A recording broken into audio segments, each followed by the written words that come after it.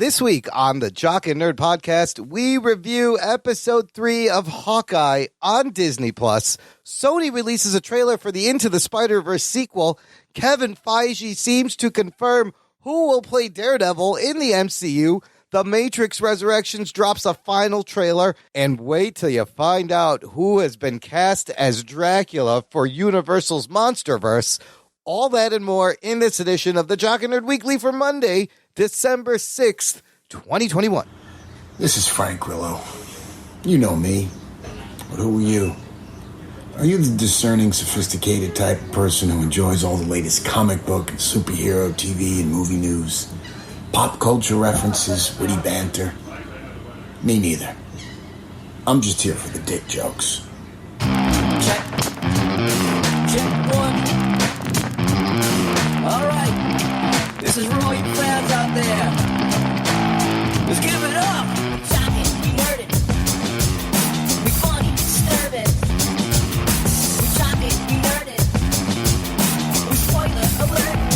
Oh yeah! What is up, listener? How's it going? Welcome to the Jock and Nerd podcast, where we give you comic book and superhero TV and movie news, reviews, and whatever we choose. Jock and Nerd. My name is Imran.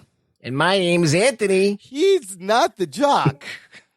I am the jock. I God guess damn you it. could be a jock, Rug Boy. His name is Rug Boy. He's the Rug Boy. What's up, Come Rug? on. Keep the illusion going. I'm the jock. I make out with chicks. And I drink a lot. And I go to EDM Sure. concerts. Yes, we'll go with And that. I bro out. And I look good with my shirt off. For this episode, Rug Boy will be the jock, and I will be your nerd, and it is because Yeah. the actual jock, Anthony, feeling a little bit under the weather tonight, Ruggs. He told us like minutes before. He thought he was going He to said he had a splitting headache. Yeah, I don't know what it is. He's taking all the tests and shit, you know, but yeah, the boy's got to You rest think it up. might be the Omicron Megatron virus? Maybe he got the Transformer, Megatron. I don't know. Listen. You know what Anthony's exact quote was? He said, I have a really raging headache, and I don't think I can do the show because hearing Imran's voice would make it worse. He's not wrong. And if he's not feeling well, yeah, this voice ain't going to make you feel better. I thought my voice is just as annoying as yours. So I feel like that he singled you out as a personal attack, Imran. And if we talk at the same time, that cancels each other out. It's just a white noise. That's right. Yeah. But quick announcement before we get into this week's news, everybody. C2E2. You know what that is? It's one of the droids from Star Wars. Yes, it's R2-D2's long-lost cousin. No, It is one of the biggest comic book conventions in the Midwest in Chicago. It's this weekend, Ruggs. Geek boner. I won't be there. No, you won't. It's December 10th through 12th. And for the listener, right now, at this moment, we did manage to secure press passes. At least I am planning to show up on the Saturday, December 11th to the C2E2. Maybe Anthony feels better and he makes it. Jim McPike will also be joining us.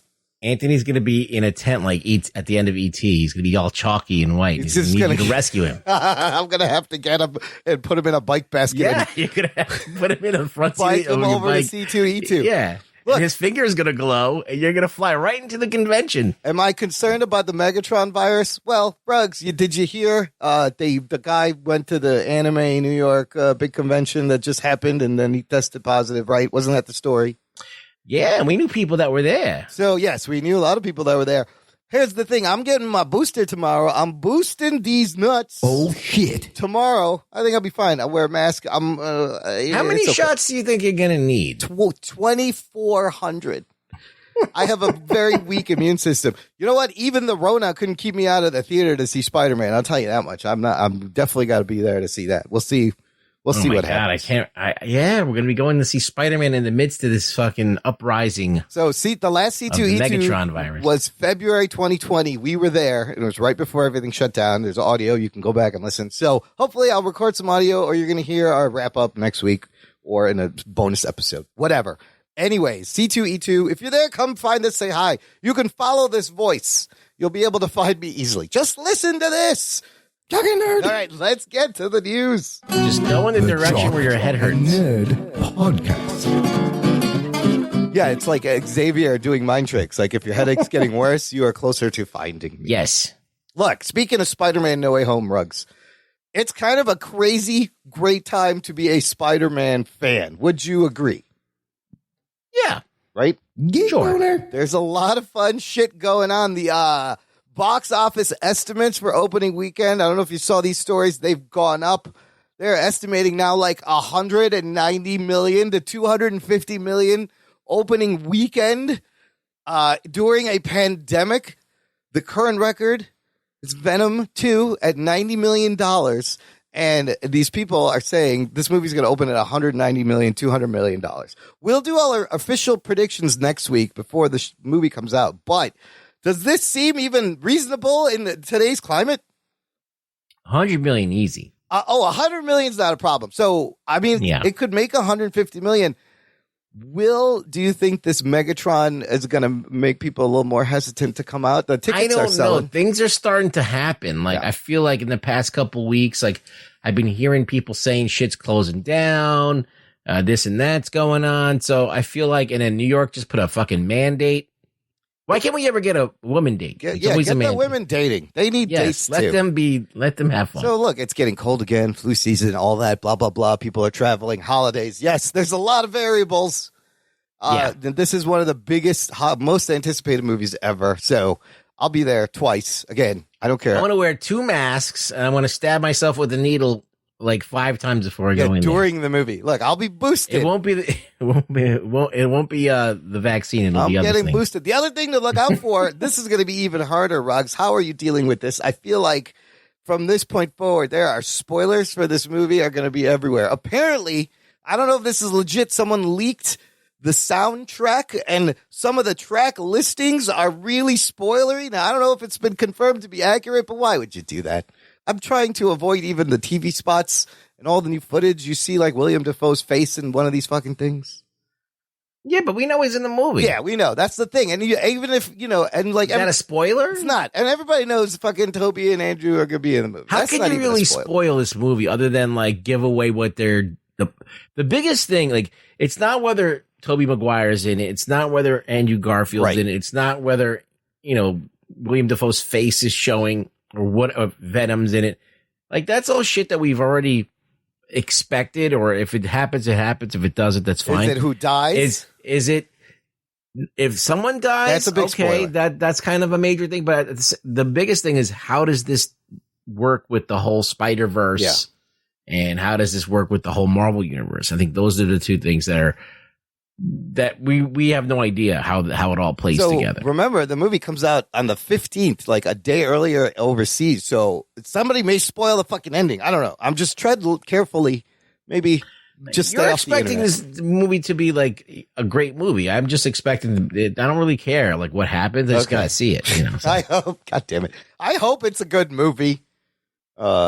If it's a bad movie, then none of this matters, right? It doesn't even matter if they're to me, this is like watching Red Notice. To me, it's like the same. It's not that bad. What the fuck? No, it's not. Well, it is going to be. It's a fucking mess, but like just like Red Notices. But like, it's like I'm not like I don't really have skin in the game. Basically, I'm just like I love Spider-Man and I love the character, but I'm just like, all right, whatever it is, it is. I don't care. Like they can do whatever they want. They can make fucking Spider-Man and Alien. I don't give a shit anymore. This is true. At this point, it doesn't matter. Okay, so anyways, over on the Sony Spider-Man side of things, they just released the first trailer for the Spider-Man Into the Spider-Verse sequel. Geek Boner. It's called Across the Spider-Verse Part 1. What the fuck? Shit. This is they're splitting this up already. It's called Spider-Man Across the Spider-Verse Part 1. Ruggs, did you see this trailer? What did you think? It looks good. I see Haley Steinfeld as Gwen Stacy returns. She's back. She's everywhere. She pops into Miles' room when he's not masturbating. Yeah. That was good timing on her part. Do you think she was waiting until he was done to be like, maybe I should wait a little bit? He seems to be in the middle of a thing. Did you notice also hexagons? She is communicating and traveling through universes. That has to do something with Wanda, right? Well, there was hexagons in Wanda. There is hexagons all over the place when they travel interdimensionally in the movie. That's a grid of hexagons. Mm-hmm. There's always hexagons, so I noticed the hexagons. what does that mean? Is that the Quantumania? It is multiversal travel. I remember the borders. Watcher was in some kind of a construct of those as well. That was like a crystal. Yeah, that was like a crystal thing. Yeah. Anyway, she's trying to get him to go out and go web swinging, and he said he's grounded. It looks like he's a little bit older, like maybe a year older, or does it look like it starts? Yeah, they look like they're a little bit older. Yeah, they look like they aged a little. He's embarrassed that he draws Gwen Stacy in his sketchbook, which is kind of funny. And then it cuts to this crazy action scene where he gets sucked through these hexagons into Spider-Man 2099 universe, and he battles Spider-Man 2099, voiced by Oscar Isaac, who also has multiple roles in the MCU. What did you think of this? The animation changes, right? The style changes. It gets really flat and very energetic. And this is like 2099. What did you think of this look? I like the energy of it. It's very energetic and fun. I don't know if I want to see a whole movie like this, but I feel like it'd be like cool for like a music video or something. But I don't know if I could watch it for an extended period of time. I don't know. I feel like it's overloaded, but there's a lot going on. The frame rate is that same kind of it's choppy. There's a lot of things going on. Yeah, it's like after watching Arcane, I'm like, wow, this is legit. And not to take anything away from this is definitely a whole different art style. But I kind of I'm like, whoa, overload, like sensory overload. It's like freaking I was thinking the same thing. Like they could pick up some pointers from the Arcane look, you know? Like Arcane still had a little bit of that flashy shit here and there. It did when you were dealing with that character Jinx Powder, like her inner demons and stuff. Like that's when it got all scratchy and it became like cartoony. That was kind of cool. I think that animated series has set the bar for animation for me, not for everybody else, but for me. I think it was interesting to see. And it wasn't overload, and it had depth, and it had it was painterly and gorgeous. Yeah. And I don't want everything to look the same because I think that it's great that this looks different, but I feel like it's maybe a little bit too much overload. And that's what I didn't like about it in rewatching it. I rewatched Into the Spider-Verse. I think it's narratively really great. Right. It's a really good, and the characters are great, and it's fun, and it's hip and everything. But it does feel like it's the overloaded, and even the soundtrack with those big, like all the time. It's like Sunflower. They got Sunflower, Posty. They played that in the trailer. That song is awesome. I love that song. I'm talking about like this kind of like overloaded, like almost like Skrillex sounding shit. It reminds me of that Key and Peele episode where they listen to fucking Skrillex and they start trashing their apartment. Yeah, they instantly just start smashing like things. Dubstep. Yes, because the music makes you want to smash things. And I'm like, okay, this is cool, but like, I feel like I'm not really tuning into Spider-Man to watch a dubstep video.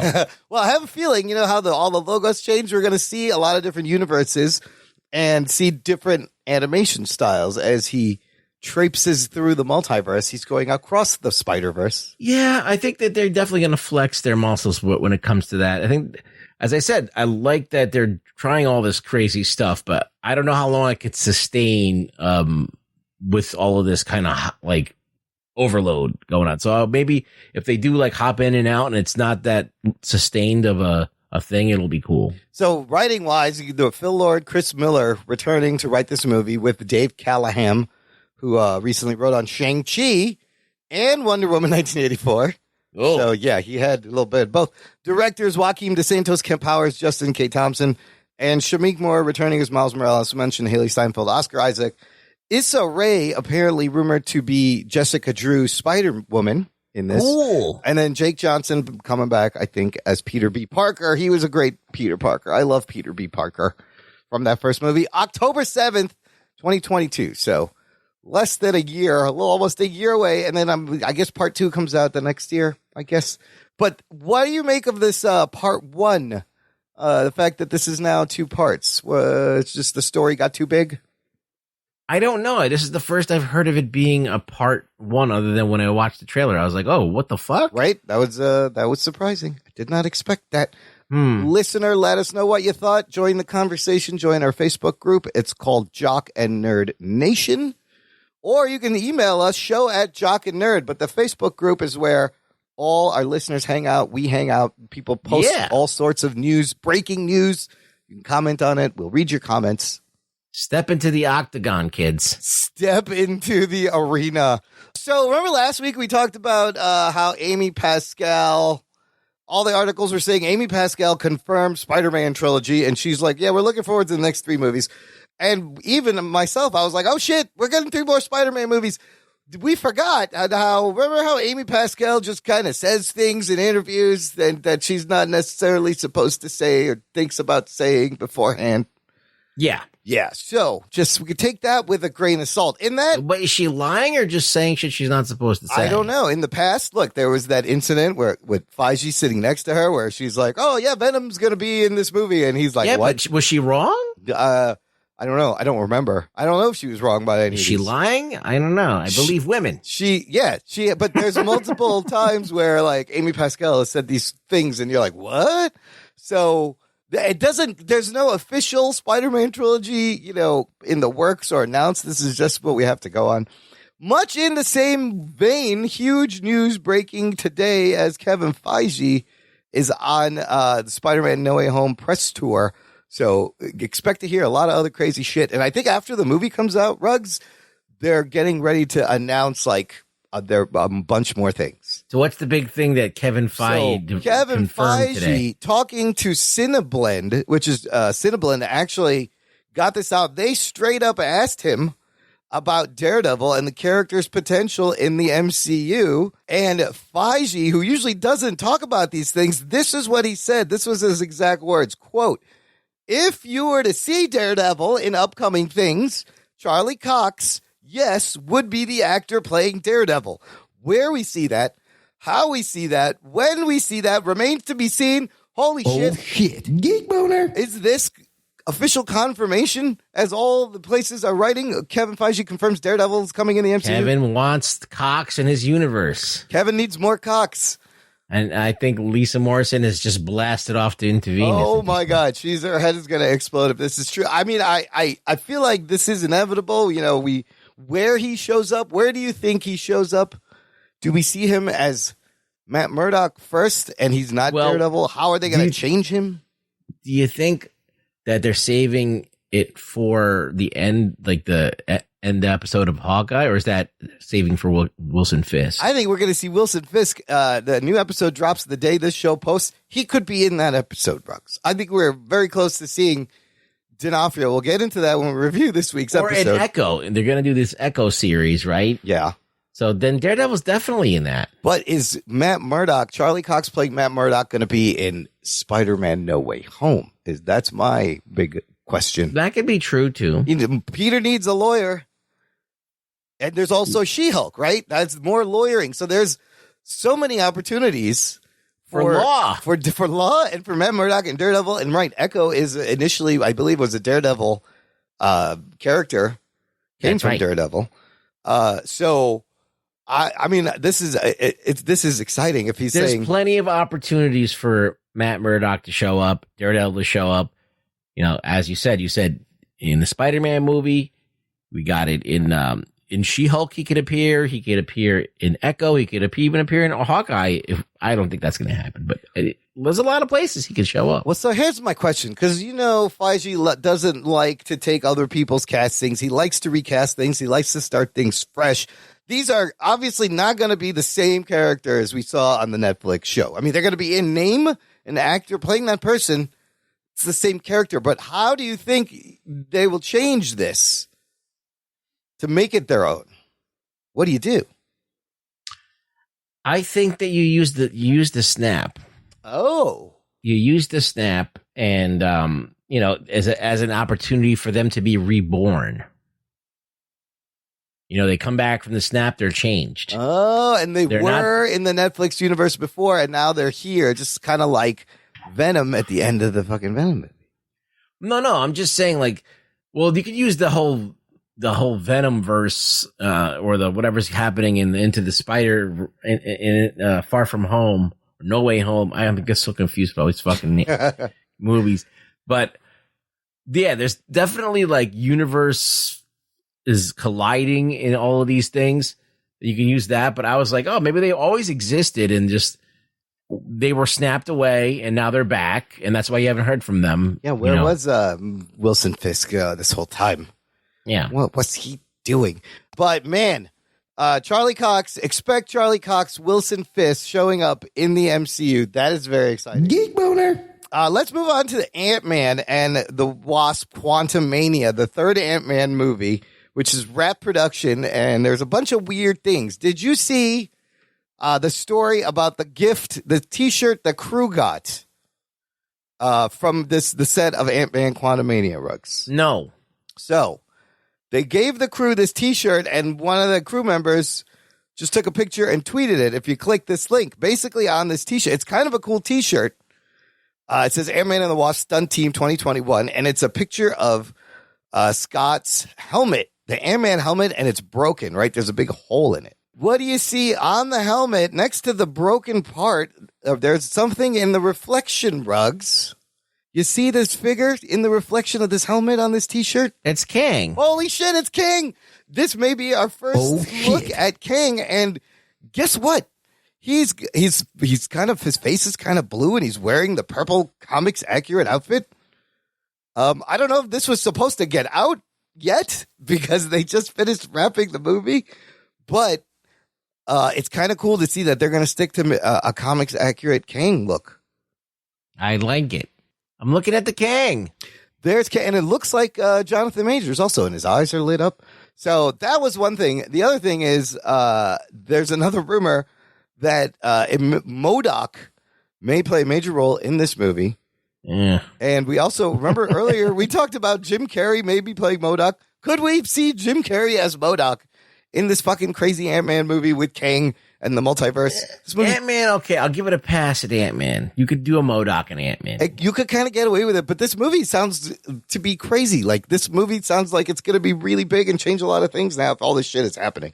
Yeah, well, it could be cool to kind of elevate Ant-Man and his, like, cachet by putting all this shit in this movie and making it like a big movie.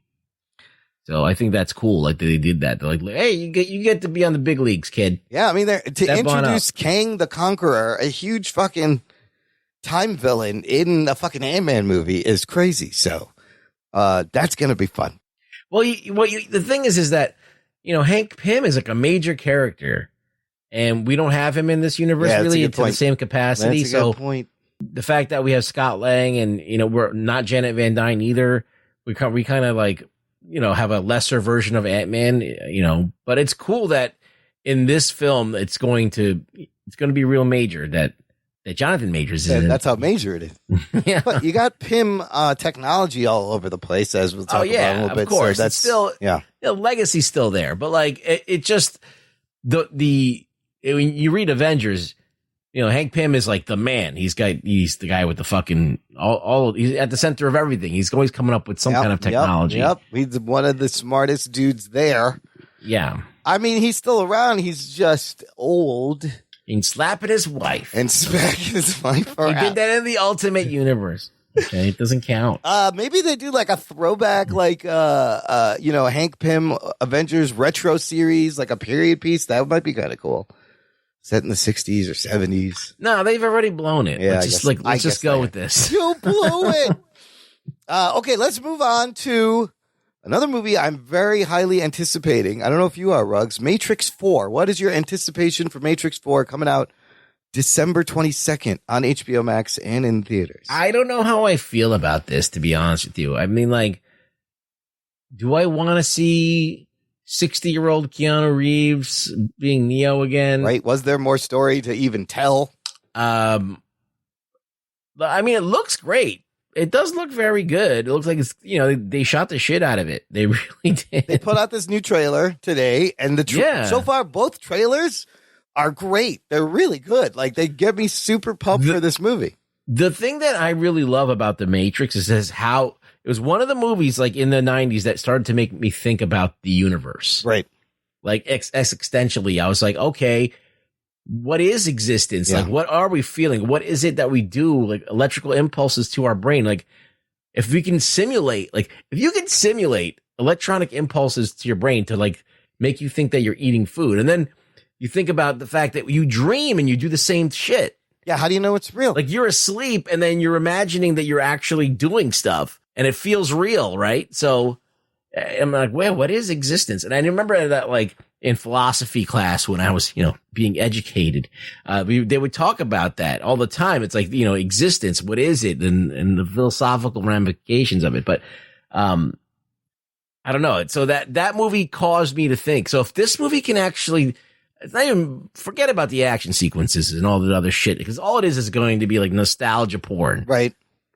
But if they can actually add a little bit more depth or a little bit more color or a little bit more nuance to what they've already done with the Matrix, what they've already said, yeah, then I'm all in. So, what's interesting is now after this movie came out, it's been how many years? Like 13, 20 years? I can't even do math. 1999 was the first one. So it's been over 20 years, and I was watching recently videos about how, there's a huge possibility, a probability that we are already living in a simulation, that this is all software as it is, and we wouldn't know. And with that in mind of how people think like that the simulation theory has gotten so big, that is a great frame of mind to put this new Matrix. Like they rebooted the Matrix, and what's interesting, it looks like he does remember being Neo. He does remember the last Matrix, and I love the line at the end where he goes, "I still know Kung Fu." It's fucking great. That's the best part. And you see Jada Pinkett Smith in there real quick, and she's all old. But if we are in a simulation theory, the Matrix makes complete sense now. Is she sitting at a red table? I don't know. Oh no, that was the YouTube entanglements. We had entanglements, right? In our marriage, quantum entanglements. Quantum entanglements is what their marriage suffered, basically. No, the action looks dope. I want to know. It's just I love the first Matrix so much, and it's such an important movie in just my life. Yeah, of like it just shapes so many things, and so I just feel like we never needed to go back, unless there's something that's been unsaid that the Matrix didn't get a chance to say. Like, I'm like wondering what the point of this movie is, but at least it looks good. At least is that. So, no, I'm with you. What is the story? What is happening? I feel like from what the trailers are, they're trying to make an allegory that the Matrix is Facebook. Oh, and like social media and like this new meta world that we're creating. And we're in the midst of creating the Matrix as we speak. It's a Matrix within a Matrix. That's what's really meta about it, because we're like living in the Matrix supposedly right now, but we're creating a new Matrix for the people in the Matrix to be in. Yes. We are creating virtual worlds to escape in from our virtual simulation. Like you can buy like virtual real estate and virtual pets. Remember Second Life was huge, but like these people are spending lots of money for digital things in these NFTs. Yeah.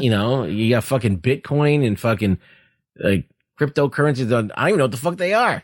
If Zuckerberg's metaverse thing like actually catches on, like you'll be attending company meetings in like a virtual avatar. It's all fucking weird. It's the Matrix. Also, you'll notice Hugo Weaving's not in this, but they're alluding Agent Smith. The program may have not have been destroyed, and it's actually that Jonathan Groff's character. Looks like he's going to be. Well, he's saying the same shit that Smith is saying. Yeah. So was that is that virus back? Partly the virus is kind of why the second two movies was to kind of miss the boat, as he had to deal with this fucking Agent Smith thing. I don't know. I feel like what that first movie did, it set up this idea that, okay, you can find out that there is a real world and that this is all fucked up, right? And that this is all like a thing. But then at the same time, it's like, how do you fight these machines? They didn't have a real plan. No. Right? So like, in the Matrix, Neo is Superman, but outside the Matrix, he's nobody. Yeah. Now what do you do? I still know Kung Fu. Yeah. The unfortunate thing is this is one of the last simultaneous releases Warner Brothers, they did this year, all year. The movie's coming out HBO Max and theater, day and date. It was not a good experiment. Lame. For them monetarily, let's just say profit-wise. And this movie releases just a few days after Spider-Man No Way Home. I don't think it's going to make any money when it opens. It's going to be a huge flop. Yeah, unfortunately. But you'll be able to watch it at home, which is like, I can't see Zoomers getting this movie at all. Maybe some millennials that are older can deal with this movie. I don't know. It's another thing like Ghostbusters. Like who knows those original movies anymore? You're gonna have to go back. I want to force Anthony to watch Matrix 2 and 3 so we can watch this and review it. I'm not even sure that's necessary. Maybe we could just watch this without him watching those. But it was important, kind of where it left off and what they told you. Anthony didn't even want to see the other two. Like the curiosity wasn't even there. Even he loved the first one. Yeah. So I mean.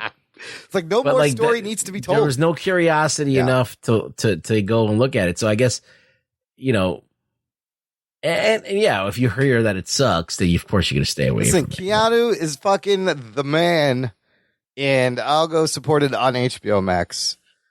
Remember, at one point, this movie, Matrix 4 and John Wick 4, were supposed to come out on the same day. They had the same release date for a hot second. It was the Keanu-sans. It was the Keanu-sans is still happening because John Wick 4 is still going to come out. This may not be huge for him, but it's going to get buried, but I can't wait for it.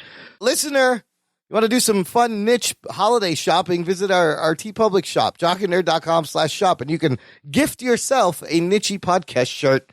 So when you wear it, people going to walk up to you and be like, what the fuck is that? What do you wear? Get one for your mom. Yes, get one for your little cousins. Get one for your Uncle Frank. Get one for your Aunt Sally. All of them. Make them hipsters with a hoodie or a T-shirt or any fun things. We have lots of fun stuff. Somebody bought some stuff. Thank you, whoever that was. Send us a picture if you buy some stuff. Yeah, just tell them, give them a shirt with me on it. Yes. Say, just wear this. Give them a Rug Boy shirt and be like, don't worry, this will change your life. jockandnerd.com/shop. Just walk around with this face and you'll go far, kid. We'll take you places.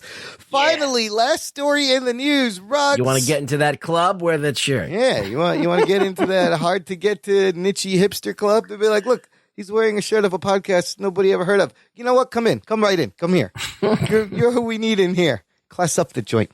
Rugs. Remember Universal's Monsterverse? Yeah. Well, not a big success for them, was it? No. But I think that, I don't know. I think people fucking shit on that way too hard. I think I would have liked to see the rest of those things come out. Well, apparently it's not dead. Right. This is some amazing casting news. According to Deadline, they are doing a movie called Renfield. Yeah. And playing Dracula is none other than Nicolas motherfucking Cage. Oh, shit. Holy shit. I cannot wait to see. Why is it taking so long for someone to cast Nick Cage as fucking Dracula? Chris McKay is directing this movie, and Nicholas Hoult is also, he is going to be Renfield.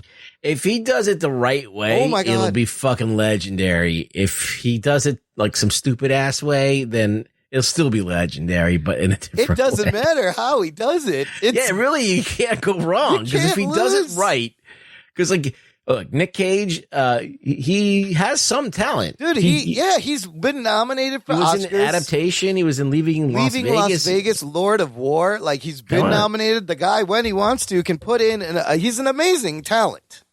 Right. But then he does just fucking 17 movies because he has to pay the tax, man. Because he's just not good with the budgets. He's buying dinosaur bones. Buying dinosaur eggs and bones and rare eggs and weird shit and sharks. I don't know. Yeah, he's doing it all. Anyway, but he would be great to be Dracula. First of all, he's like 6 foot tall or something. Yeah. He's pretty tall. He's like 6'2" or something, right? He's like a tall dude. He throw a big bushy Vladimir Tepish mustache on that dude, and you got the long hair and the receding hairline with the widow's peak. Oh my God, it's perfect. Yeah, there you go. You got your Dracula right there. And Renfield. Who is Renfield? Do you know? He's this dude that Dracula possesses, and he's in a mental institution locked up, and he kind of goes in speaks to him and makes him does shit, and he eats like fucking rats and bugs, and he just goes crazy. He's like his little henchman. Yeah, it says here, R.M. Renfield was introduced as one of Dr. Seward's inmates before his backstory revealed that he was actually Dracula's attorney. He was just a lawyer, and Jonathan Harker's predecessor. He was driven mad by the evil count. Renfield became his willing acolyte, believing he would one day be given the gift of eternal life. Oh, so it's like a buddy movie with Dracula and Renfield. Yeah, he's like his familiar. If they're going to do What We Do in the Shadows. Oh, yes. That show is about like a bunch of vampires, and there's a human that's like that they possess, but he's just there because he has no friends, so he's just hanging out with the vampires. Oh my God! This story is based on an original outline from Robert Kirkman, and then Ryan Ridley wrote the script based on a Robert Kirkman thing. So Robert Kirkman must have wrote this as a comic or something. I am so interested in how he's going to do this because Nick Cage is a nerd. Like he is a nerd. God, he's like a comic book nerd. Yeah. He wanted to be Johnny Blaze. Yeah. Yeah, I mean, he wanted to point at things. Didn't he name himself after Luke Cage, and then his son is named Kal-El? Yeah. He names his kids after fucking comic book aliens. I think this is, I can't wait. Awkwafina is also in this movie. That's strange, but is it going to be a comedy? I wonder. Chris McKay, I believe it's going to be a fucking comedy. He did the Lego movie, right? Yeah. So they're making a comedy movie with fucking Nick Cage as Dracula. Unbelievable.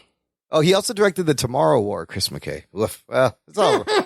It's gonna be shit, people. He did Lego Batman movie, Tomorrow War. He's directing the Nightwing movie and the Johnny Quest movie and Renfield. Oh, he's got a busy plate here. The Chris McKay. Yeah. He's been really getting on his knees a lot. I like the Tomorrow War the first time I saw it when it was called Every Other Movie I've Seen with Aliens in it. It wasn't a great movie, but I enjoyed aspects of it. So I'm sure that I don't even know what they're going for with this. I think it's going to be a comedy. It's got to be. It's got to be. I'm surprised. I can't. Just Nick Cage's Dracula. And if it's a comedy, I'm not really a huge fan of that. But like, let's just do it. I don't know if they're going to do like a Nosferatu thing and really, pull out an Oscar performance from Nick Cage. But he's doing. Did you watch the Dracula series that was just recently put out? No. Oh, that's fucking. Is it good? It has potential, and then it fizzles out at the end. But like, it was interesting. Boo. All right. Well, that's it for the news. Let's take a quick break here and play some promos, and we'll come back and we talk about Hawkeye episode 3 on Disney Plus right after this. After these messages, we'll be right back. Dig on America. Your organization's terrible. Hey guys, this is Jason Dutch with Dig on America podcast, and I'm here with Big Hops. Do you have to say your name so weird? How you want me to say? And I'm also here with Mikey Famine. The excuser. Do it over. No, it's staying. No, it's staying the way it is because this is the way the show is. Dig on America here, we explore how American history, policies, and sometimes even our pop culture created the social and political issues facing Americans today. A little bit about us. I'm your resident brother of the league. I love America so much that I demand she be better through constant criticism and protest. Thank you. And in your Obama voice, Mikey, I don't like Obama. Of course you don't.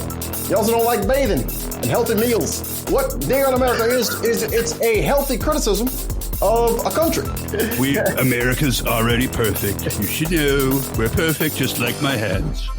Well, I mean, a lot of people might say that, but those people probably haven't gone to school or brushed their teeth today. So, we're going to ignore them. But yeah, check out our show. It's unbeholden to any corporate overlords, except for Jay-Z, the Bilderberg Foundation. George Soros sponsors. George Soros, the Clinton Foundation. Absolutely. And let's not forget Emotep. You can check out our website, digonamerica.com. You can check out all of our audio. We're on every single fucking audio podcast app there is out there, Pandora, Spotify, etc. Subscribe on YouTube. You can check us out on Twitch, twitch.tv/DOA podcast. Hopefully you'll listen to the show, guys. I won't. Go fuck yourself.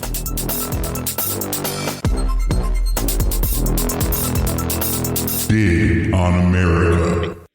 Doc and Nerd Listener, if you enjoy the show and want to support the show, join our fan club. Visit jockandnerd.com/Patreon. Jock and Nerd. And it's a way you can support the show monetarily on a monthly, annual basis. It all goes back into the show. Every little bit helps, and you get bonus stuff. Like you get access to a exclusive RSS podcast feed that has bonus content. The shows come out early. Ruggs, people loved our bonus content from last week when we were discussing great movie runners. There was a response to that? I didn't know. There was. On the Facebook page, you can find a lot of people answered the question, but you're only going to hear it on our Patreon. People are enjoying that. And there's Discord benefits. Discord, that cord, which cord? All the cords. These cords. That's Discord. We have a monthly hangout on Discord, private Patreon-only Discord server. You can come hang out, geek out, discuss things. This month, December's hangout, tentatively still scheduled for Thursday, December 23rd, 8 p.m. Central. All the info will be on the Patreon, and we can geek out about Spider-Man No Way Home. Should be a blast. Sign up today, jockandnerd.com/Patreon. Okay, Ruggs, let's get into this week's review. The Hawkeye show going strong on Disney Plus. We are up to episode 3, this one titled Echoes. Here is your spoiler alert. Strap yourselves in, you fucks. Spoiler time. Now, before we get into this episode, there's been some data about the viewership for the first 2 episodes. Right. The trend was going, these shows were picking up viewers on their premiere episodes. Like, WandaVision had a good number, and then it went up for Falcon and Winter Soldier. Then it went up for Loki. Turns out it's not going the same way for this one. Unfortunately, this one company, Samba, that measures these things, they say it's 40% behind the Loki premiere, Hawkeye premiere. Another article stating Hawkeye premiere lowest ratings of all the live action MCU Disney Plus show premieres. How do you feel the buzz is around this show? Do you feel like people are watching it, or a lot of people have ignored it? I don't know. I think everybody that I've talked to has shown interest in it, at least. I don't think everyone's been watching it like every week, because this is what happens. They do this weekly thing, and there's so much stuff out right now. Like, I think it's getting lost in the shuffle. That may be it. That I think people may be getting a little burnout on the Marvel stuff. When WandaVision came out, there was nothing going on. That was, and you know what? We've talked about every week how there's so much shit to watch. We should have expected, this is the big content dump from the COVID vacuum, right? There was a whole time where nothing was getting out, people were working on things, nothing was coming out. Now all that shit that is finished up, it's all just fucking vomiting out at once. There is so much shit coming out. Yeah, my watch list is fucking huge. I can't even, my head spins. I don't know where to go. I jump around. I'm like, oh, fuck, I got to watch this. I got to watch this. Oh, fuck, I got to watch this. So the first episode of Hawkeye drew 1.5 million U.S. household viewers. And that was less. I think WandaVision did more, 1.8, I believe. So, yeah, I don't know. The buzz is a little bit less, I feel like, than the previous episodes or previous shows. Anyways, Ruggs, episode 3, Echoes. Where do you want to start? What happens in this episode? Oh, you gonna make me do this? I don't even remember what I did yet. Anthony's not here. Bro, do you even let podcast? me try. I'm going to try my damnedest. Okay. They get away from the tracksuit mafia. The reason why is because Echo comes in so hot and is trying to find out who got the Ronin suit, that it gives Hawkeye enough time to kind of escape, and then they're back on the run again, and now Echo has got to track them down. And I think that's it, right? I don't know what else happened. Yeah, that's pretty much it. Then they go to her. They go and they hack. Remember, I told you she needs to be a computer hacker. Oh my God, she's hacking into Bishop's security system. Yeah, she's hacking into Bishop's. By the way, isn't it convenient in the first 2 episodes? I forgot to mention how she has an app on her phone that helps her find anybody with their phone number. And so she could just like triangulate anybody. I'm like, that's fucking convenient. Yeah, it's super. The writing is really the most convenient writing I've ever seen. All right, you got through most of the plot. It starts with a flashback. This is kind of a great opening. This is the flashback of Echo's 2007, life. Young Maya Lopez in school, with hearing kids, and I love how the teacher kind of notices that she's smart. She thinks she's not paying attention, but she's got the whole thing filled out. And her father, that moment with her father where they're talking, that was very touching. And he's like, you got to learn to jump between the two worlds.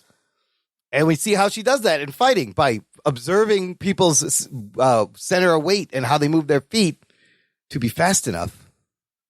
Which is, I thought that was great. And then it transitions to her boxing. I really enjoyed that. I actually thought that I had a lot of weight, and it was very, very satisfying to watch. And it really shows you could tell a lot of story without any kind of dialogue.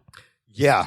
Yeah. It's all like a lot of it also just visual storytelling. Boom. Everything's there, and it really works. It works on so many levels. You get to know her, and she has a prosthetic leg.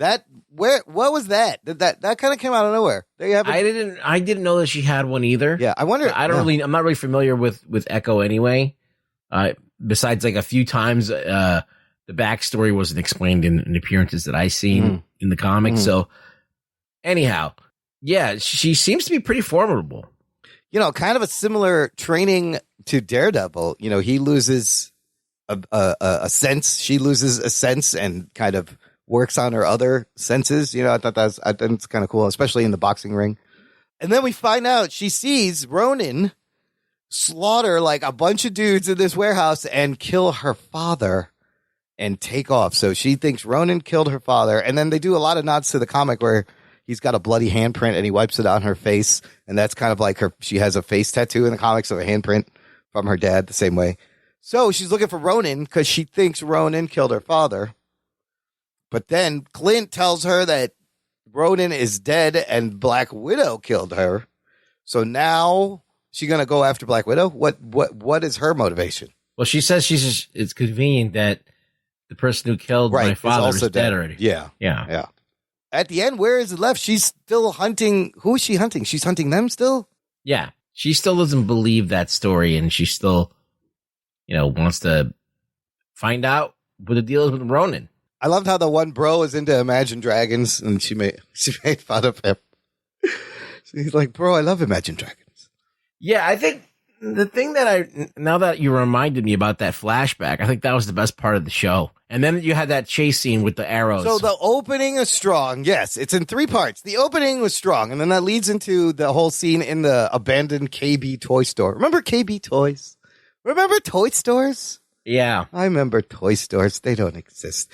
But that whole scene is fantastic, and it leads to the chase scene that we kind of saw. They released part of, but we saw the whole one. In the comics, he owns the Dodge Challenger, and they drive that Challenger, actually. So I thought it was funny here. And he's like, I'm not smashing up a Challenger. And he's like, man, it got totaled anyways. Fucking thing gets smashed up anyways. I love that car chase scene. I still love how they shot it. Let's talk about the trick arrows. We saw so many trick arrows. That was amazing. That was fucking geek boner. Geek boner. Yeah, the episode was good. Like I feel like the action was done well, and it was fun to watch. It looked like they spent a good amount of money on this one. It seemed short though too. Like it was really quick. Right. The Pym arrow. What did you think of the fucking Pym arrow? You see, they made a giant arrow with it, and it landed down on top of the corner. And he's like, shoot up, and I'm like, what's going on? And you see, it says Pym on the tip of it, and then the fucking thing comes down. But they had putty arrows and exploding arrows, and yeah, no, that was a great bit. And then that leads to them hanging out in the diner, and she draws the comics accurate Hawkeye costume. She's like, imagine this in purple, and it has the wings and the H on his head, and he's like, no. He should just put it on. He should put it on. Did you know that there was someone wearing that in the LARPing? Oh, there was someone in the purple Hawkeye costume? Yeah, there was someone dressed as Hawkeye in the LARPing part. So she's wearing purple. See, I guess Hawkeye's color is purple. The smoke is purple. I thought purple was the color of like Kang or He Who Remains and Agatha Harkness's magic, but it's also the color of Hawkeye. No, but he's always had purple touches on his black stuff. I think he's going to get a purple costume moving forward. We didn't even talk about the biggest fucking thing. In the beginning, his father in the flashback tells Maya, Uncle will pick you up. Right. And then you see this giant hand in a black suit, could kind of pinch her cheeks, and you hear a laugh. And then later you hear Kazi talk about Uncle. He's like, as long as Uncle doesn't find out, we're fine. This is fucking Wilson Fisk, isn't it? Oh, shit. I mean, who else could it be? I mean, if it's comics accurate, it is. Right? Did that sound like Vincent D'Onofrio's laugh? I know it's hard to tell from a laugh. No, I don't know. It could have been it's a stunt hand. It's obviously a hand Maybe model. a stunt laugh. It could have been a stunt laugh. Canned laughter. But holy shit, the whole time I'm like, Uncle. Holy fuck, who's Uncle? It's gotta be Fisk. It's gotta be D'Onofrio. Here we go. It's happening. And I bet we see him in this next episode. You think that we're definitely going to see Wilson Fisk? I mean, they have to answer to someone, like Echo answers to someone who's the boss. Clearly, it's been hinted at. There was a lot of hints in the flashback. Also, did you notice the auto shop where the gangsters were? It was called Fat Man Tire. Fat Man Auto Repairs. There was a lot of clues. There was a lot of clues hinting to this is going to be Wilson Fisk. I hope it is, because I'd like to see all the people that they've already established in the Marvel TV universe be brought back, except for Iron Fist. No, yeah. Well, Mike Coulter would be great. Yeah, Jessica Jones would be great. We don't need the fucking Finn Jones. He can fuck off. We have Shang-Chi. Yeah.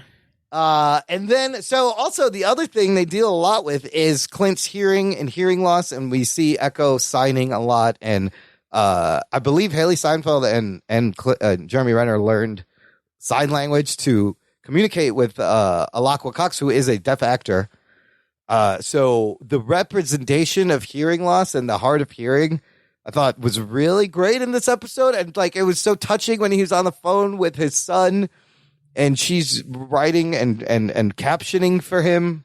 Like, I felt so bad for him. And he's even like, it was great hearing your voice when he didn't even hear the voice. Yeah, he broke his she smashed his hearing aid. Hearing aid. And he couldn't hear for a while. They got it fixed, and then he didn't turn it on because she was just talking. He was just don't hear any of her shit.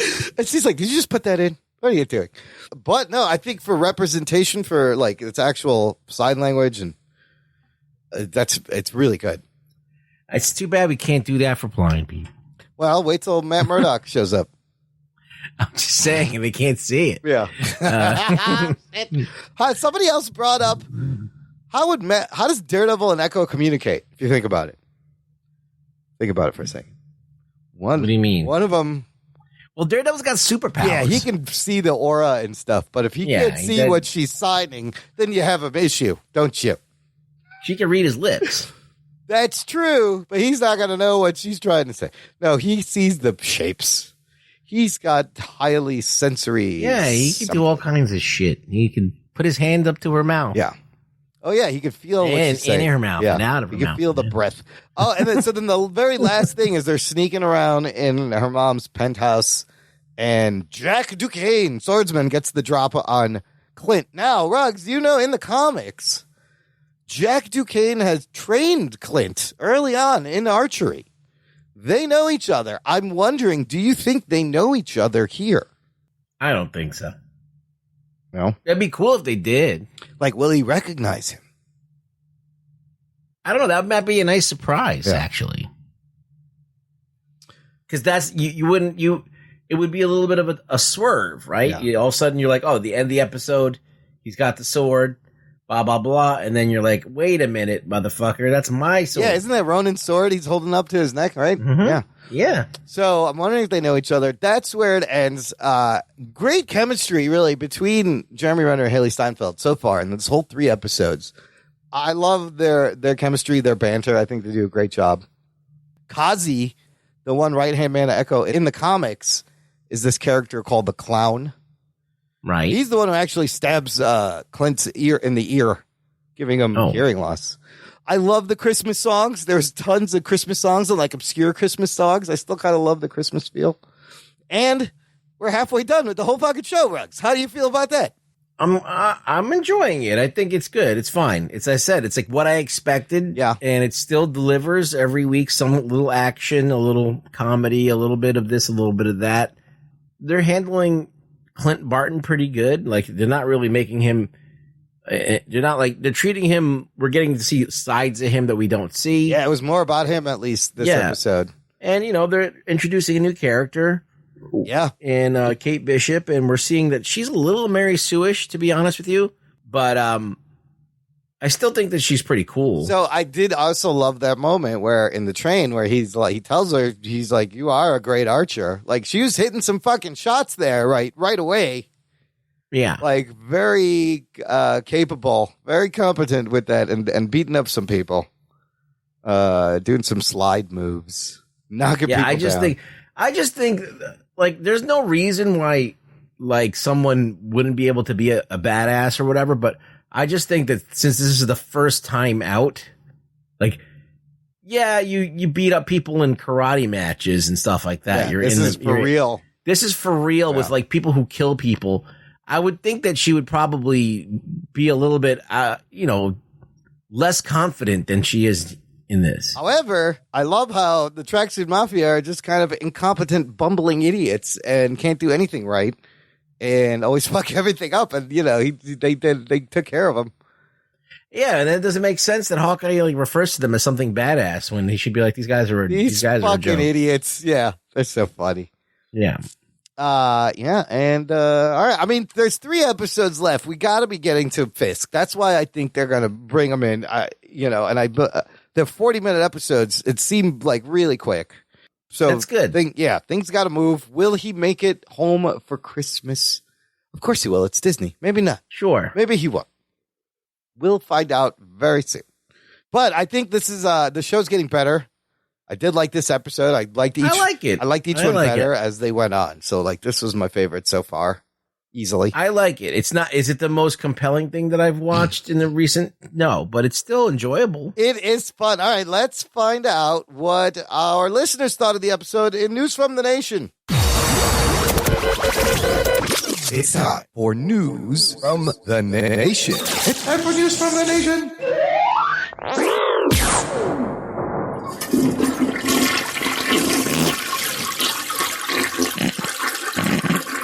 It stinks. It stinks. It stinks. This fart dedicated to Seth Morgan. Oh. He loves your farts, Rugs. It makes his day. I hope that would made your day, Seth. That was just for you. It's a farty day. It's a fart from the heart. I ate pork. Oh, you did. Shouldn't have had that bean for breakfast. Jamie Robinson, listener Jamie Robinson, who is Mr. Throwback Thursday from the Mr. Throwback Thursday podcast, says, I love the drawing of Hawkeye's costume with wings, but after the episode, all I can hear in my head is, no one can match the power of the Kingpin. Geek boner. Yes, he's coming. He's coming, you guys.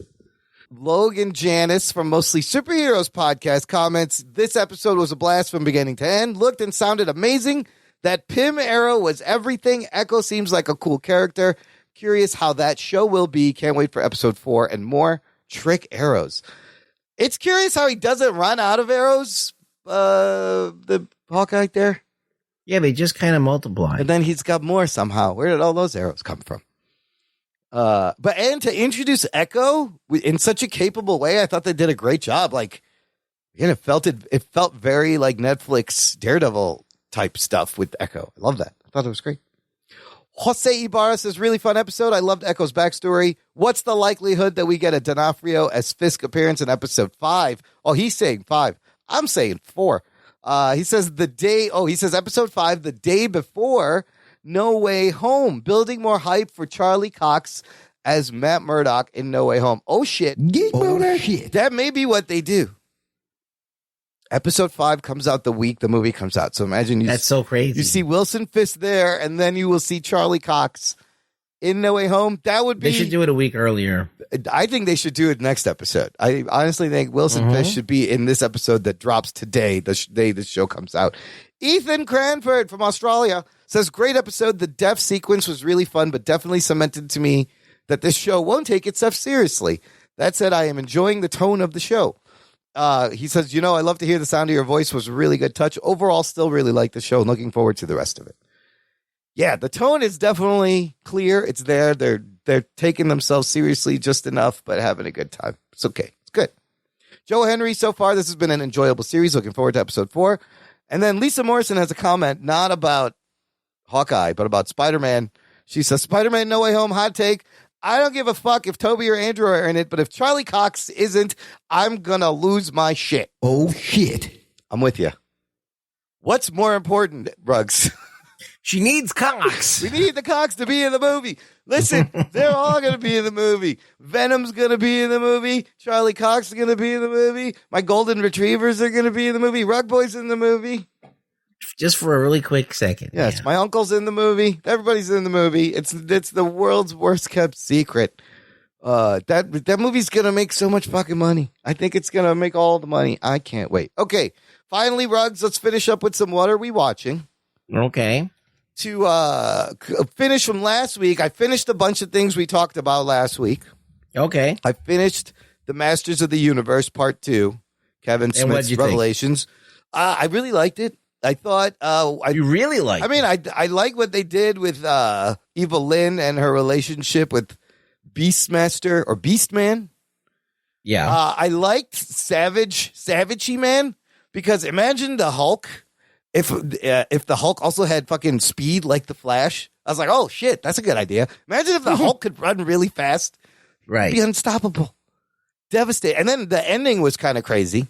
It does end on kind of a cliffhangery thing, so I don't know. Is there going to be more? He's got more I ideas. felt like my whole thing was like, all right, they did what they did, and it kind of made sense. It made sense, Yeah, whatever in the grand scheme of things, but it just didn't make sense with part 1. Like, why did they? It just felt like some of the things were like the bones of the story make sense, both of them together, but how they actually happened, like in how they actually decided to shoot these things and the lines that they used were incongruent to like how they actually did it. Like for whatever, why did Tila have to become like this crazy jacked person, and why did Evil Lynn have to be jacked? They all had the power at one point. I guess it makes them jacked. When you get the power, you become super jacked, I guess. Yeah, you become jacked. Look at what happens to Adam. He becomes skinny and then he gets jacked. He becomes jacked. So you get jacked. And I like seeing a jacked Evil Lynn. I love the Orko parts. I thought it was delightful.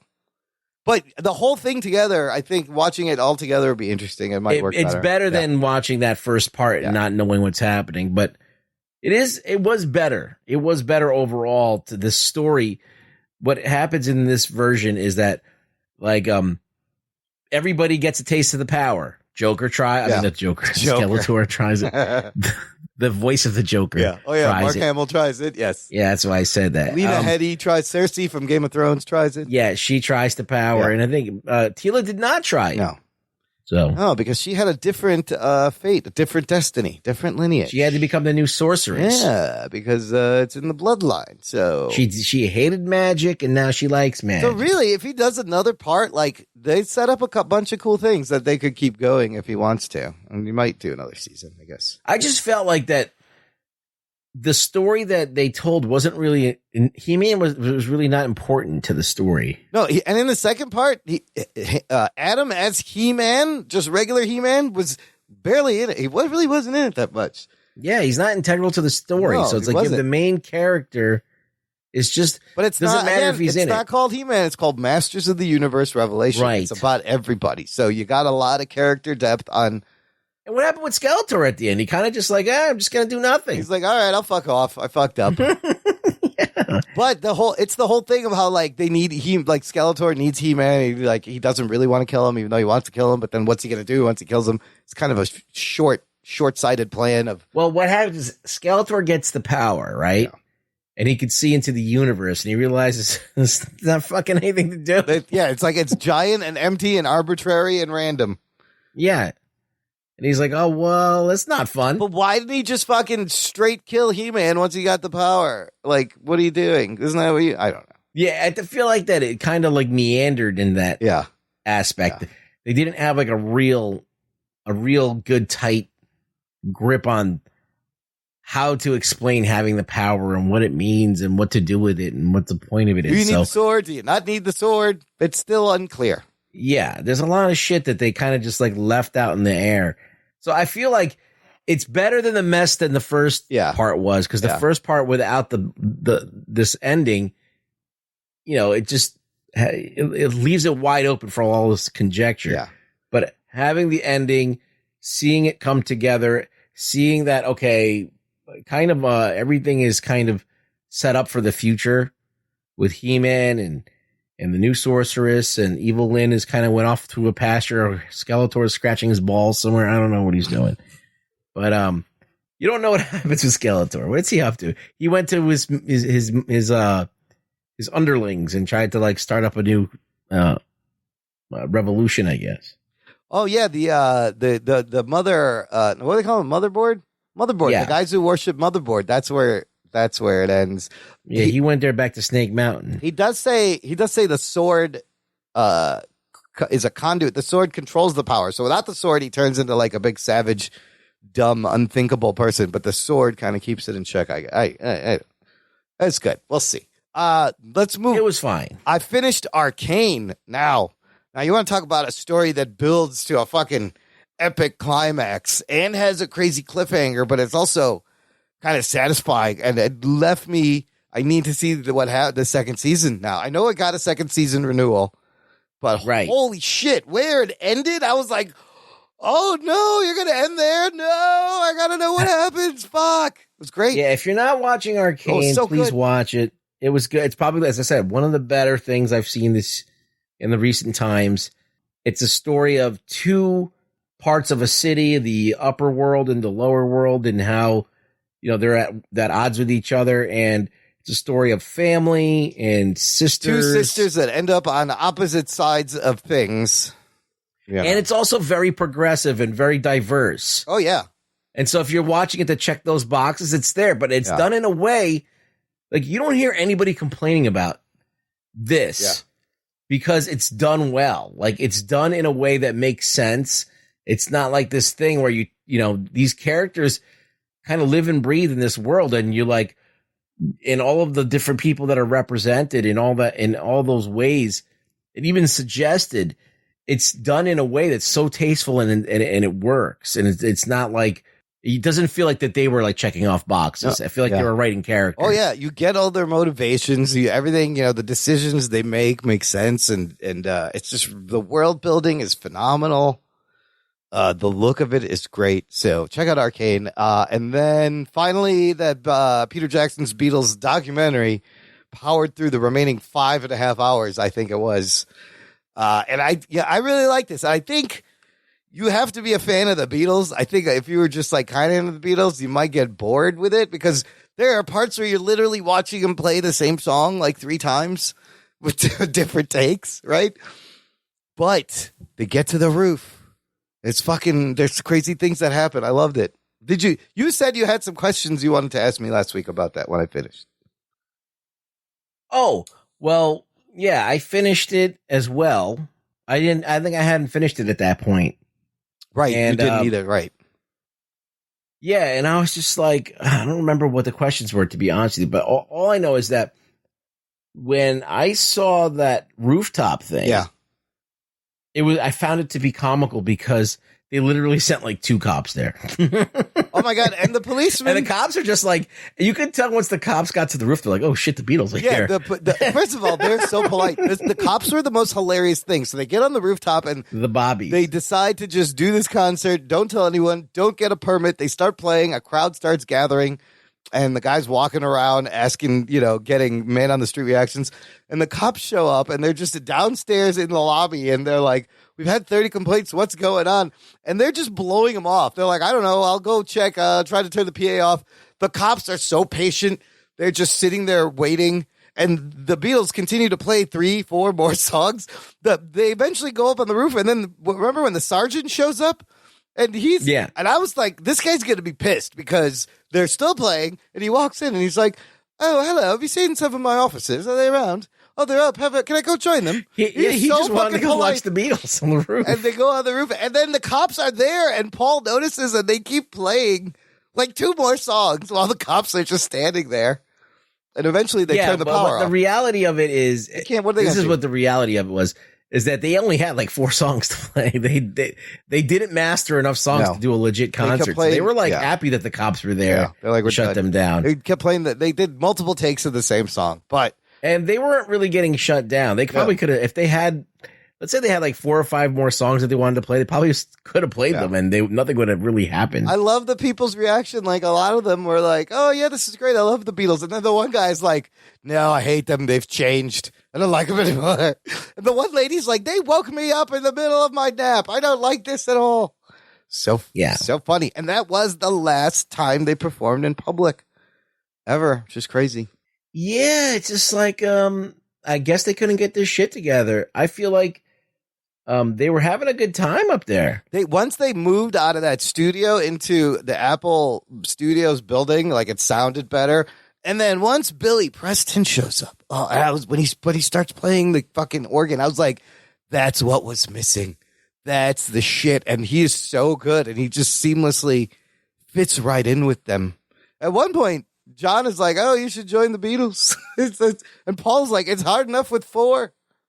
Yeah. But they're kind of like, you could feel like their tension, like they were just done with each other. They were fed up. Like, George wanted to play songs. Somebody wanted to hear what the fuck George was playing. Well, you're in one of the biggest. I have to say, I like George's songs a lot. I love George Harrison's songs. Like, his songs are actually like some of my favorites. Yeah, they're very different than the Lennon McCartney things. Yeah. Yeah. So, they should have listened to him more. Yeah. Because lyrically, he wasn't as strong, but like, he had great concepts. Like, so, he had these great concepts, like My Guitar Gently Weeps. Yeah, Something in the Way is beautiful chord progression. Yeah, Something in the Way. Yeah, that's one of my favorite songs. Oh, the chords for that song are great. And the way, like, they're talking about how write these so the chords resolve and they come back around. And just like, it took me back to being in a band and writing music. It was really cool to see that. Well, being in a band, definitely having that experience. Definitely, when you're listening and you're watching the Beatles and you're like seeing that they're doing the same stupid shit that you used to do at practice, and all of these things that kind of went down when you're trying to learn a song, how long it takes to get down, and the arguments that happen over, are you gonna do the fucking 4? Are you gonna do the 2? Dude, I think just people showing up on time. I did love how, like, they fucked around with the songs a lot. They would sing them all weird ways just for fun, because you never know what you stumble onto. But, like, even just having a person in there that's not supposed to be in there, it's distracting. Oh, it's very distracting. And Yoko is sitting there the whole time. And there's too many people in there. There's way too many people about. The fuck out of there. They're trying to record. And in between songs, they're like, well, what about this documentary? What about this live thing? Are we still doing, what are we doing? It'd be fucking mind-numbing to do that. Writing 14 songs. Great. I would check it out if you're a Beatles fan. Okay. Some new stuff, Ruggs. I checked out Super Crooks.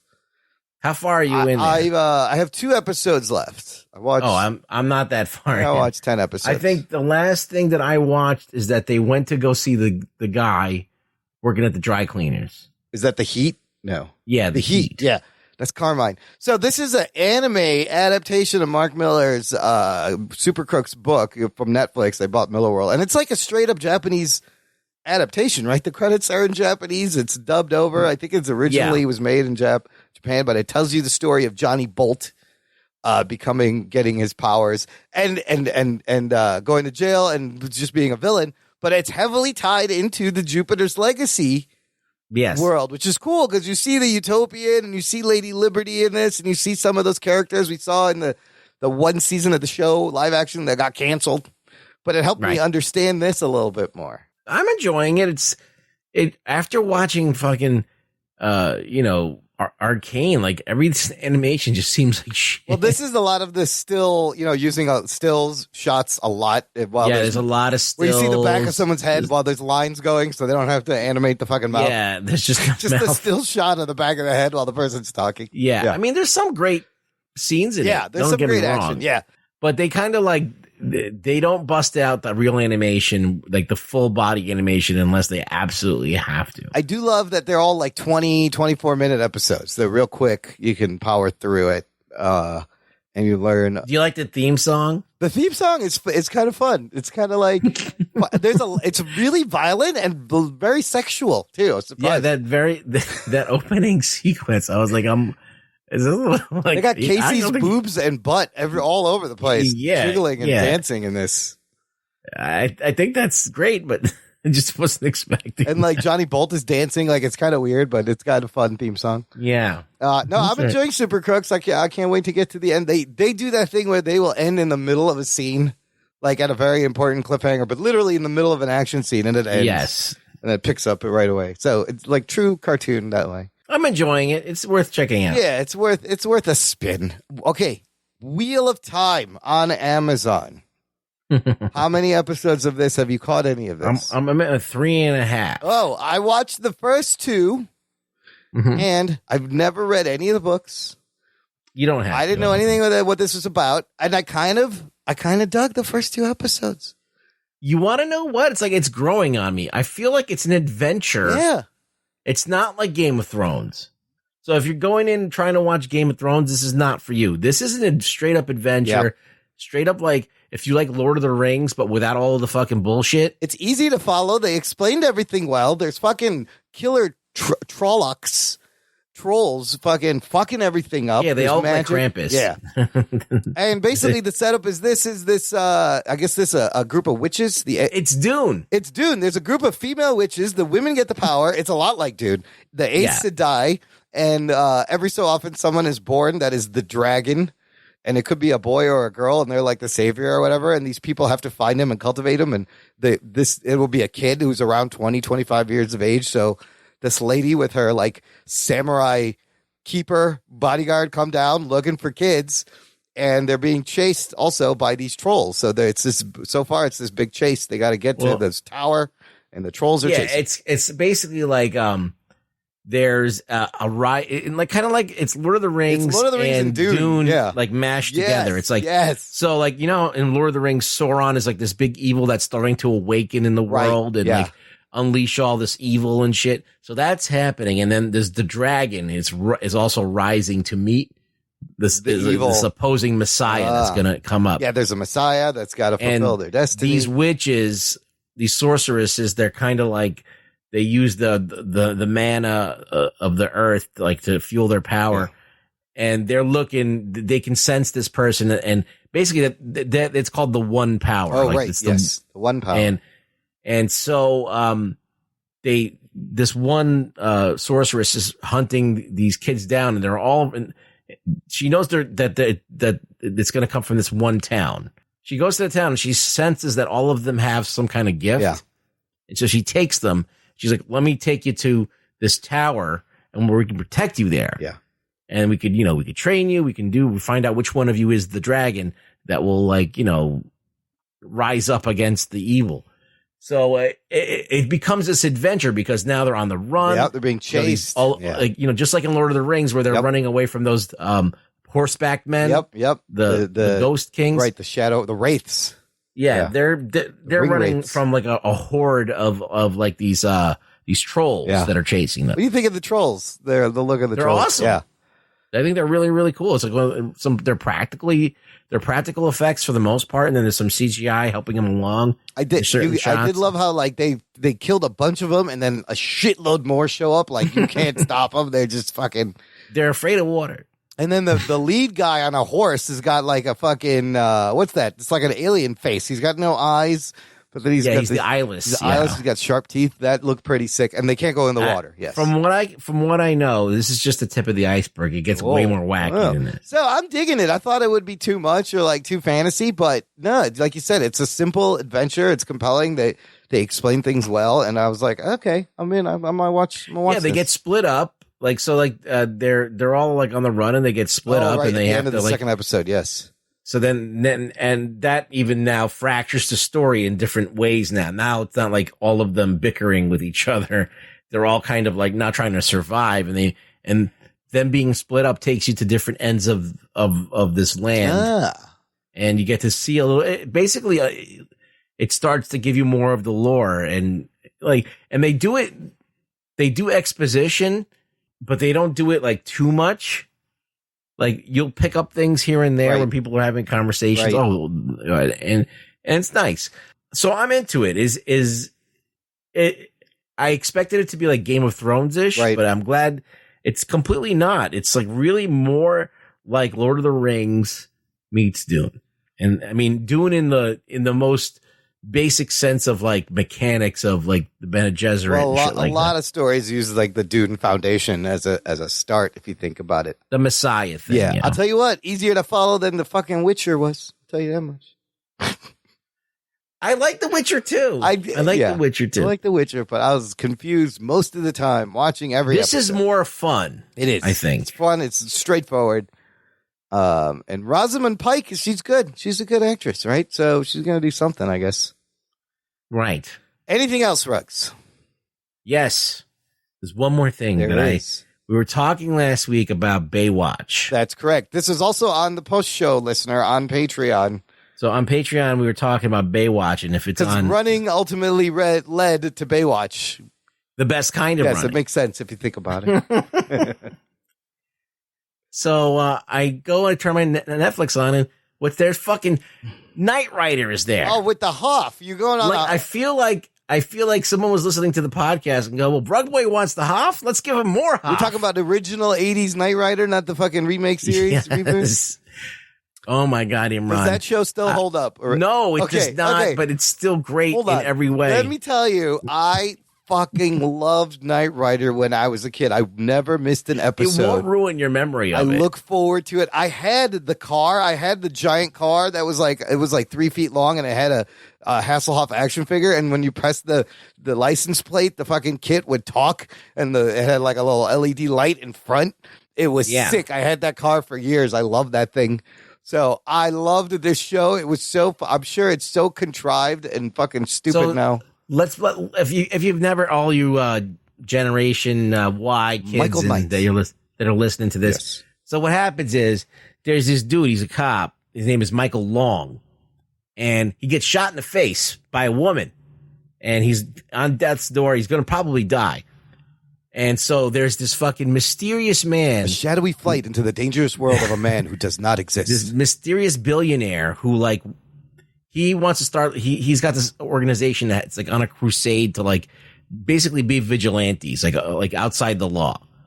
And he's like, I want this guy to continue my work. Didn't he like rebuild his face, like what he looked like? So right? he gets the best doctors and reconstructs his face. Yeah, he gets and plastic then surgery.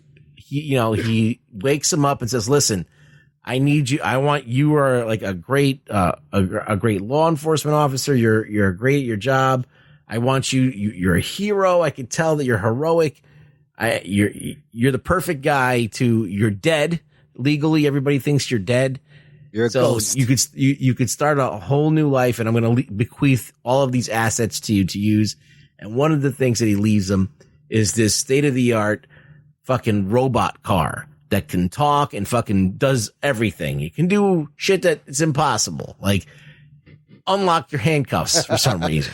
Like open locks, like from remotely. I don't know how it does that magic. I don't know. It can turbo boost and jump out of a space that there was no room to even maneuver to run up it to can jump. It'll basically just fly right out of there, even though there was It goes no 300 miles an hour. Yeah. It talks to him. It plays blackjack with him. Michael. It can imitate dog noises. The car does everything. And so he and this car are now fighting crime all over the world, like going on missions and fighting crime. Kit. The car's name was Kit. Yes. And the most important thing in the first couple of seasons about this car, Kit, is that he has this molecular bonded alloy that's this like proprietary coating that makes him bulletproof and like fucking damage proof. So he could like literally turbo boost his car into the air and fly into like can stop this a fucking. He could fly and knock out like a bridge. Yes, and take out like fucking it'll cement pillars. It'll just land. Yeah, it'll just land like nothing happened. This is the most amazing Pontiac Firebird Trans Am in black you're ever gonna see. So I watched the first couple episodes and then I skipped to like the Goliath episode, which is the one that you gotta watch. It's so fucking hilarious. So it turns out that the guy who created Michael Knight, like who got Michael Knight and created him and did all the surgery, he did that.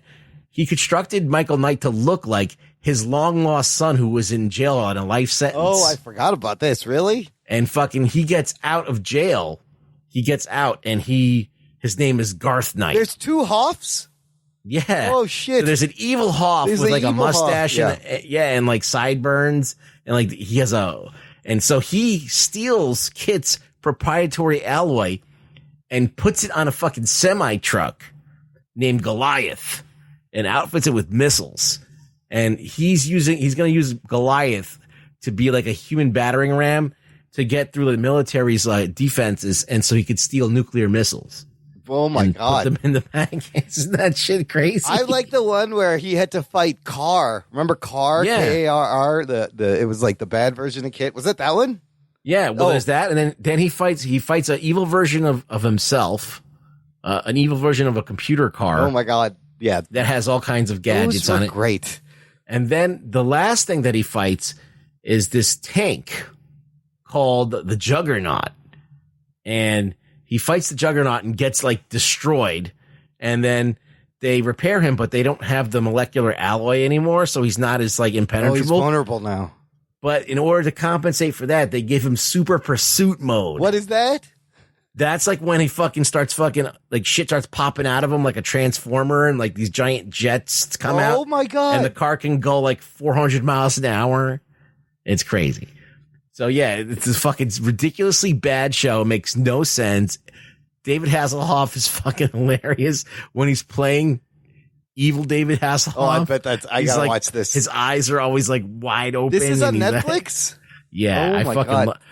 I didn't watch all the episodes all the way through. I'd skip through certain parts. I'm definitely but like, going to skim through some of these because I skimmed through wanna a lot of them. I mean, the theme song is amazing. Yeah. So good. The show ran from 1982 to 1986. It always reminded me of that. Remember that video game Spy Hunter in the arcades? Yeah. The top down with you had a car. Or James Bond. Yeah, shit, it reminded me of that. Kit was voiced by William Daniels, who some of you younger cats may recognize as the guy who played Mr. Feeney on Boy Meets World. That's right. Was Kit, which stood for Night Industries 2000. So silly, but fucking it was a stylish show for the time, I guess. Well, it was the best show on TV at the time. Dude, it was like when you were like 10 years old. Yeah. That shit was fucking mind-blowing. 4 seasons, 90 episodes. Yeah, I remember. I think it came on Friday, and I remember there used to be a block of like Dukes of Hazzard and then Knight Rider, and I had both cars. Dukes of Hazzard was a show that I watched. I didn't know it was racist. No, I didn't know it was racist either when I watched it. I didn't know that the rebel flag meant racism. That's something I found out later in life. I had the toy. I had the fucking Matchbox car with the fucking rebel flag on it, But and I'm like, oh, I had no idea. All I knew is that there was a car that could jump in the air, and I thought that was cool. Similar to Knight Rider. Yeah. Kids. So what they did is they took that high idea of a car that could jump over stuff, like Evil Knievel and shit. That was big in the 70s. That was also big at the time. Yes. Yes. And so they put it into like a more futuristic car. So then that started to catch on, like futuristic cars that could jump over stuff. And then they did it with a motorcycle called Street Hawk. Oh, Street Hawk was great too. Fucking Street Hawk. They had a motorcycle that had missiles. It could shoot missiles and fly through the air. Yeah, there was a whole string of these shows with vehicles. And then all of a sudden Manimal came on. I don't even know how. You had Manimal, and then you had the helicopter show. Yeah, that was Iron Eagle, or what was that called? Blue Thunder? Blue Thunder, something like that. You know what? I remember Riptide. I was, I think I was like 7 or 8 years old, and I had chicken pox. And I remember this one memory. I had chicken pox. I got to stay home from school. Airwolf. That was it. I had chicken pox, and Evil Knievel was doing this huge jump on TV. And I remember watching it live. And I had like the Evil Knievel bike that you crank up, and then the thing fucking takes off. And I had the chicken pox, and I watched I used to love Evil Knievel.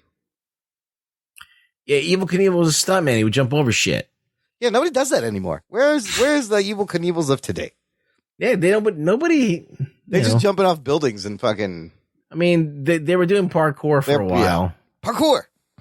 Yeah, and that was kind of cool. But anyways, I can't believe Knight Rider is on Netflix. Let's check it out. It was a good. Listen, kids. Check it out. Just see how ridiculous TV was. Look how lucky you are to have the TV that you have. This is when David Hasselhoff, though, started to rule the world. This is the beginning of the If the A-Team comes back on, I'm going to watch that too. A-Team was good. That was also on at the time. Oh, man. There was a bunch of great shows there around that time, mid-'80s. Like action shows in the 80s? You had Knight Rider. You had the A-Team. What else was Fall that? Guy. Fall Guy. Was that an action show? He was a stuntman. Remember it was Lee Majors after $6 Million Man. Yeah, TJ Hooker. TJ Hooker with the fucking Shatner. That was a great show. Was that like, oh my God, I gotta look up top action shows of the 80s. MacGyver. You had MacGyver. That is not a good show. That show does not hold up. You had Chips with fucking Ponch and John, Eric Estrada. Remember Chips? I used to watch Chips. California Highway Patrol. The Fall Guy, Chips, MacGyver. Heart to Heart? Is that a... Heart to Heart was technically an action show. Yeah, they would go and like solve mysteries, and I used to watch that. They would get mixed up in things. What else was there? Street Hawk is on there. I mentioned Street Hawk. Remember the V miniseries? That was good. Blue Thunder. Stingray? I mentioned that. Stingray? I don't remember. Stingray. The Incredible Hulk. 21 Drum Street. Is that an action show? That doesn't count, does it? That was an action show. Miami Vice. That was the big one. That was the big one, yes. Yeah, Miami Vice had that's a good one. Highway to Heaven. Is that an action show? That's not an action show. It's fucking Michael Landon as an angel. Magnum P.I. Magnum was the other big one, yes. Remington Steele. Spencer for Hire. Spencer for Hire. That's right. That was a great show. Buck Rogers. Yeah. Sapphire and Steel, I don't know. That's MacGyver, dude. MacGyver was the shit. Richard Dean Anderson. That's Stingray. What the fuck was Stingray? I don't remember. The Stingray keeps popping up. Anyways, we're just fucking bullshitting now. Yeah, we're on tangents right here. Yes. Battlestar Galactica. Okay, that's the last one. All right. We're done. But listen, there's a fucking shitload of fucking bad. Listen, just be happy with what you got. You got fucking action shows out the wazoo now.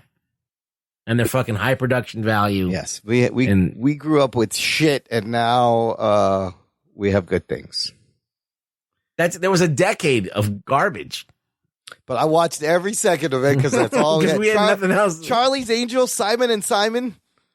Yeah. Simon, Greatest American Hero, Hawaii 5-0. This is what we had. What was Simon and Simon? It was two guys named Simon, and they fucking I don't know. They did shit. One of them was balding. I have no idea. Yeah, there's always a guy who is losing his hair. Yes, there's always a bald guy and a young guy. Yeah, and there's NYPD Blue. Anyways, that's it for this week. Ruggs, where can the listener find you online to bother you? You can find me on Twitter at ReallyRugBoy. Come follow me. Follow me. Follow me. Ask me questions. Show me pictures of your mom. Yeah, we want to see pictures of your aunts and uncles. All of them. Yeah. Both sides of the family. Yeah, both sides of your family. Listen, follow us on all the socials, visit our website for the show notes. Most important thing, of course, listeners, share the show, spread the geekery around. Thanks for listening to the Jock and Nerd podcast. My name is Imran. My name is Anthony. He's not the jock. He's the jock. And he's the nerd. We'll peep you next time. I stick it up my asshole. Oh, he is here. Oh, yeah. It's fucking awesome. Feeling better already. Yeah. It's really good. That's how you cure the cold. The fuck? You just take the aspirin and what do you do with it, Anthony? I stick it up my asshole. Well, I thought so. Jock and Nerd.